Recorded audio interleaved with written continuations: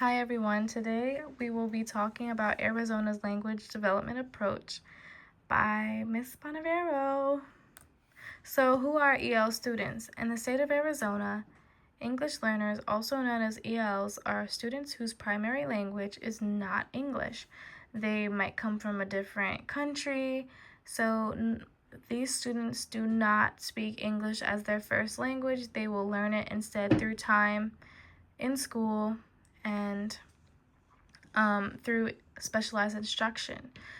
These type of learners are administered the ESL exam, which helps us to determine what levels of proficiency they are, and their families have to take a home language survey, which also acts as a tool of consent to take this EL exam. And it also tells us, what languages they speak, so we could better help them. So the demographic in Arizona, I apologize in advance. This was a 2016 to 2017 demographic report, so it's a little on the old side, but as you can see here, 73% of EL students speak Spanish. 17% they make up the Native American population and they speak this language. I can't say it, so my apologies in advance. But the rest are of Asian origin, Middle Eastern background, or European descent. So this is a structured English immersion, SEI.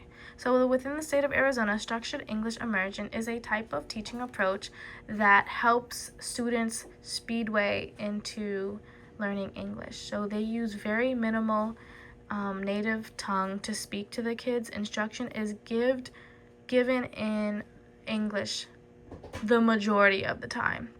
So vocabulary terms, reading comprehension, listening, grammar, and speaking are all in English. Very little amount of native tongue. So Arizona's language development approach, they do a really good job of ensuring students grasp the English language as quickly as possible through different means of English development approaches. Professional development is a huge part of the growth of EL students and teachers. Without professional development, we can grow as teachers to continue to provide better instruction for EL students, because as the times go, as the times move, teachers need to also move with the times and learn new means of instruction to better help them.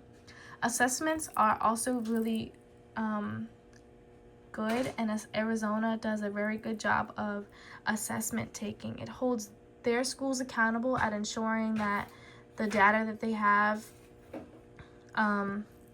is showing student progression, and is also helpful at seeing what is working efficiently and what could be doing better for the English language learners.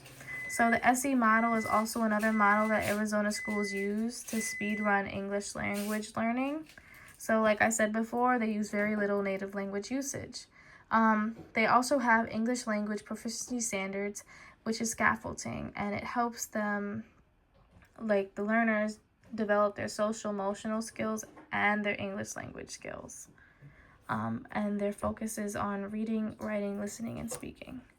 So how does Arizona Student Agency support EL students? So basically, in a nutshell, EL students tend to struggle with their confidence, and it's because of the fear of not being able to enunciate words and pronounce things correctly, and the fear of being judged or bullied or teased. They're already coming into a country that they're not aware of, so giving them grace and this student agency helps to build their confidence up to make them want to learn in the classroom, because students cannot learn if they don't make mistakes.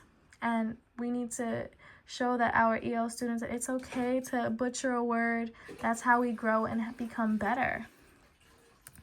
So these are the SEI models that Arizona uses.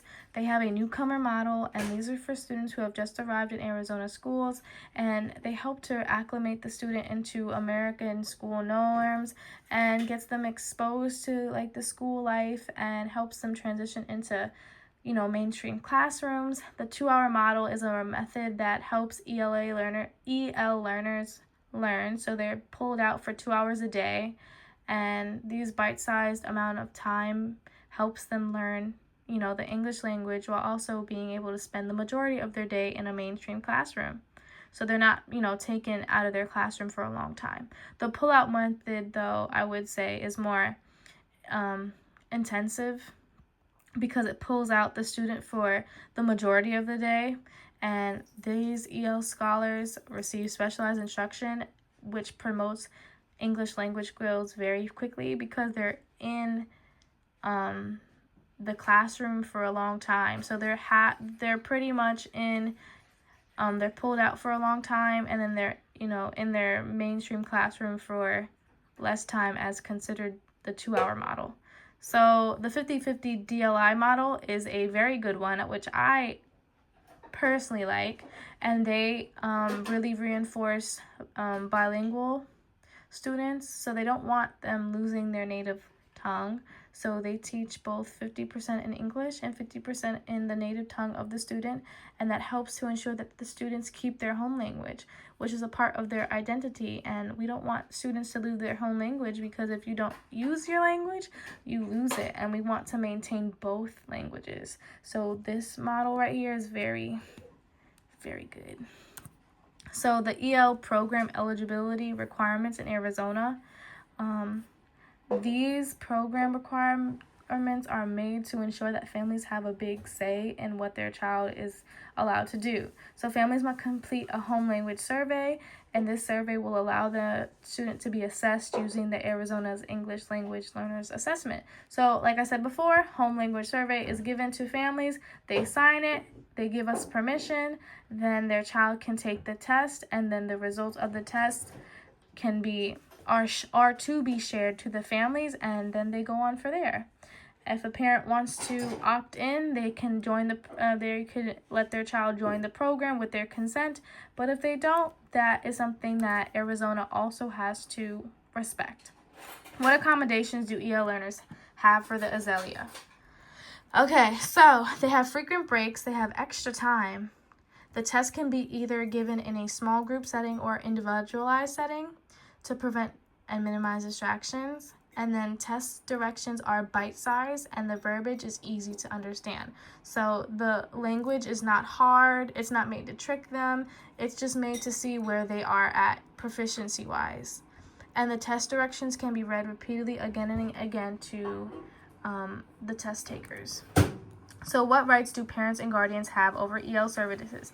They have many rights. They can fight for their child to get these services. They can say no to these services. They are allowed to pull their child out of these services. They have the right to consent or refuse the services.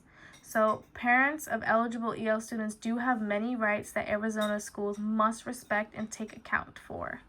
They have the final say, and schools must respect that. So these are my references, and I really hope you guys enjoyed. Hope you guys have a wonderful day. Thank you.